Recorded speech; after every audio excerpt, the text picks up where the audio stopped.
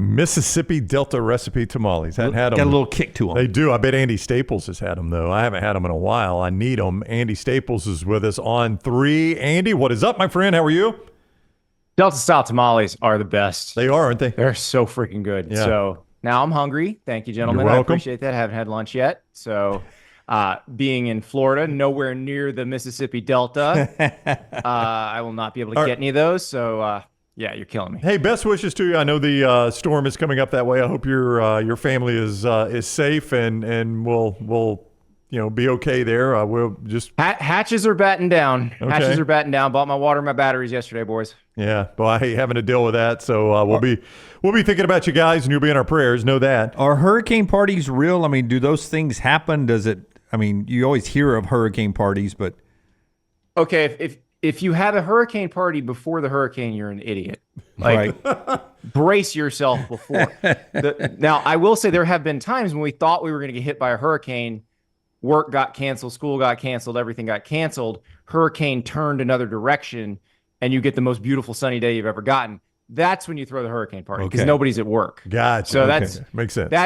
That's how you do it. It's not like you don't do it beforehand. You don't get everybody over. Hey, let's all sit here and get battered by the hurricane together. That ain't happening. Yeah. We've had the blizzard party after the blizzard comes down, and once you're stuck and nobody can go to work and everydy's safe, a blizzard for us is like an inch. So yeah, but we shut everything down. That's right. Yeah. Hey, so I asked these guys earlier, Andy, who do you know most about up until this point, Tennessee and Ole Miss? And they gave good answers. I mean, Tennessee did go to Norman, and they completely shut down that offense. But if I asked you, let's jump ahead to the end of the season, who do you think is going to be in a better spot, Tennessee or Ole Miss? Well, Ole Miss has an easier schedule. So, I mean, that would be one way to do it. But Tennessee's actually, absolutely proven more at this point. Ole Miss has had the longest possible runway into its difficult games. And honestly, like that October 12th game at LSU that we were saying is going to be the one that tells us everything. I don't know if they're going to tell us anything. Like that's how this is going for them. But this Kentucky game should tell us a little bit. I mean, Kentucky obviously pushed Georgia to the brink. We don't know which version of Kentucky they're going to see, the one that got smoked by South Carolina or the one that almost beat Georgia. But I'm assuming it'll be closer to the one that almost beat Georgia because this is going to be a big deal if Kentucky can win this one. So I do think we're going to learn some more about Ole Miss. I mean, they look awesome, but we've not seen them tested at all. We've at least seen Tennessee play against a really good defense in Oklahoma. This feels like either way, it's going to be unfair to Kalen DeBoer when this game is over with, but it feels like on Saturday night, when the game's over at Bryant-Denny Stadium, Alabama fans are either going to be like, oh, Nick Saban wouldn't have lost that game, or they'd be like, Nick who? Look at who we got now. It doesn't beat Kirby and Georgia. Doesn't it feel like it's going to go one way or the other with the Bama fans? Well, of course. But, I don't think Kalen DeBoer cares as long as he gets that W. Like, it doesn't matter what anybody's thinking. Or if they say he beat you beat him with Saban's players. Who cares? You beat him. And I actually think this matchup favors Alabama. Georgia still want to see who stretches the field for them. Like Alabama, we know who stretches the field for them. We've seen Ryan Williams already. Do you know how old he is by chance? I've heard he's someone. Now, as someone who started college at 17, because like my birthday is this weekend. So when I was in high school, freshman year, I was 13. Freshman year of college, I was 17 right now. So like I get it. I don't know how he's doing because I was on the roster of a national championship team when I was 17, and I was getting my ass beat on a daily basis. Like this guy's just destroying people at age 17. Andy Staples is with us on 3 Sports at Andy_Staples as where you follow him on social media. I mean, that was the sentence I uttered earlier, Andy, as we were just talking about some matchups of this game. I think it was in relation to Beck or Milroe. And I said, what's crazy to say is Alabama, I think, obviously has the best receiver in this game. And as the old song said, maybe the best two. You would say Jeremy Bernard is better than Dominic Lovett as well? Maybe. I mean, I don't think it's crazy to say that. Yeah. We haven't seen Lovett become that, go-to target yet. And nobody's come close to being what Ladd McConkey was. Like, I don't think people fully appreciate the Ladd McConkey narrative, like that he was some tryhard. Like Ladd McConkey was an elite athlete who was just roasting people. And they don't seem to have that right now. Yeah, I would agree. And I was going to finish with, what was it, Winger? She was only 17? Is that who's saying that? Great God. White, maybe? Was it Great White? You're bringing up Winger? Well, I'm No, trying it was Skid Row's 17 in life to go, right? No, somebody That's saying 18 in life. 18 in life to go. We're butchering this. Yeah. Oh, listen, I was watching Dial MTV every day in elementary school, so I saw all those videos. Yeah, she's only 17. 17 would not get much airplay today. Like that no. one, there's a lot of problems with that. Every Breath You Take by the Police, I don't think that one's going to be popular.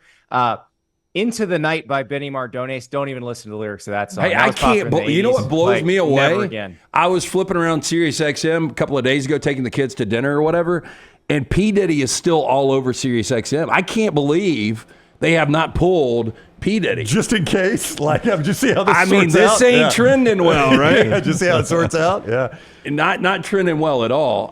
So I was going to ask you, everybody's got an opinion on the Auburn Hugh Freeze throwing quarterbacks under the bus. It's been a disaster. I mean, when you've got 5 home games to open the season, we all believe 4-1 or 5-0 was going to be the number. They're 2-2. They've got Oklahoma this week. They have lost as double digits to Cal. They've lost as a favorite to Arkansas. Where are you on everything going on year 2 with Freeze? It's so fascinating because both sides of this game are so interesting because Hugh has to win this game and Brent Venables has to win this game. Like, both of them could be in dire trouble if they lose because you look at what comes next on the schedule.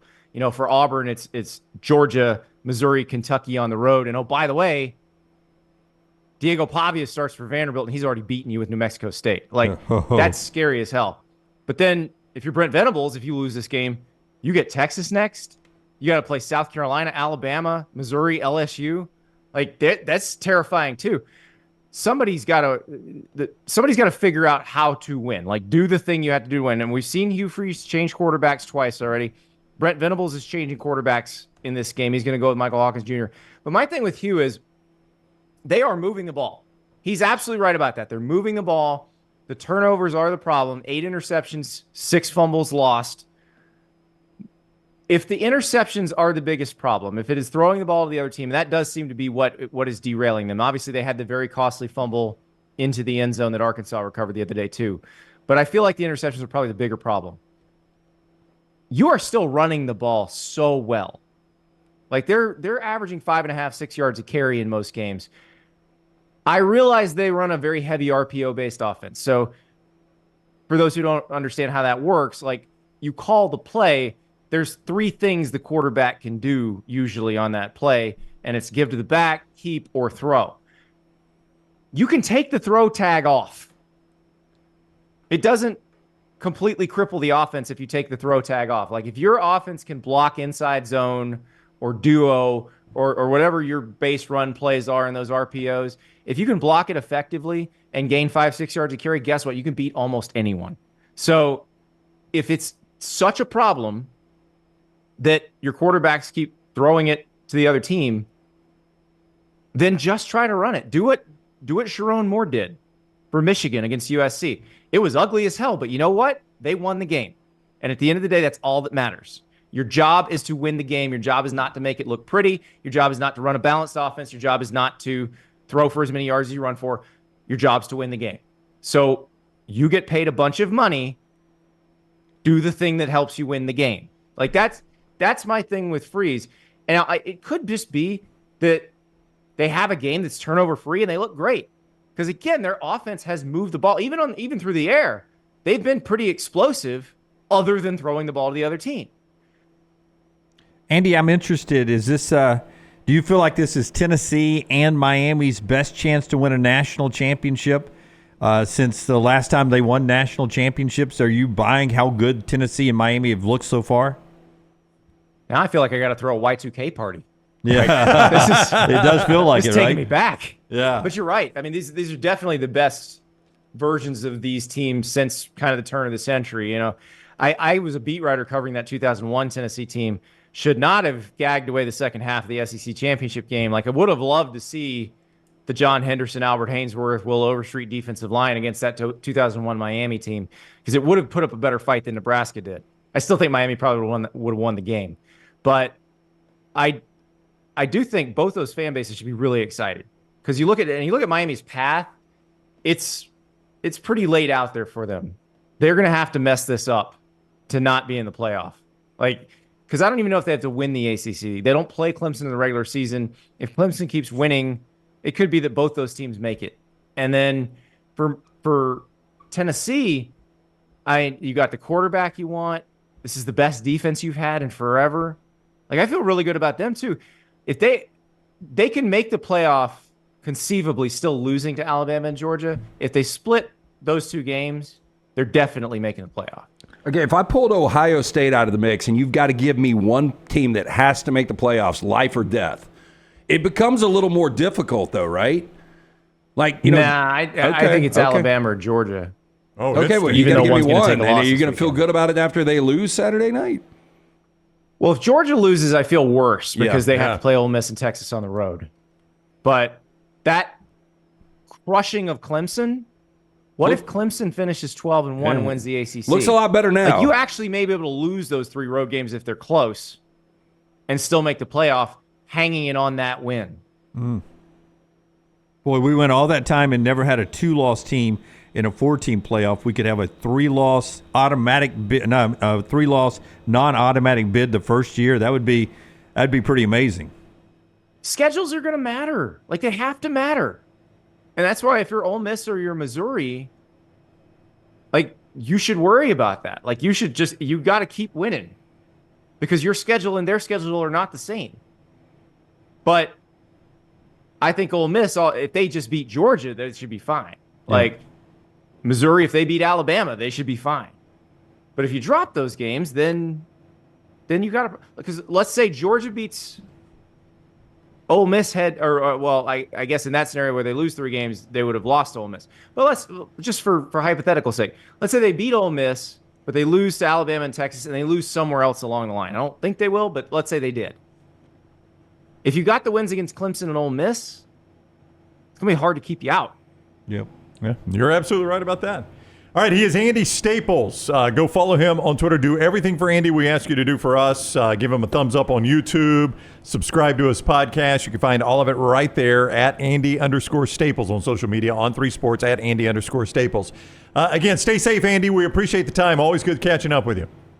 Thank you, guys. Appreciate it. All right, buddy. Take care. Andy Staples with us on the JohnstonRVCenter.com hotline.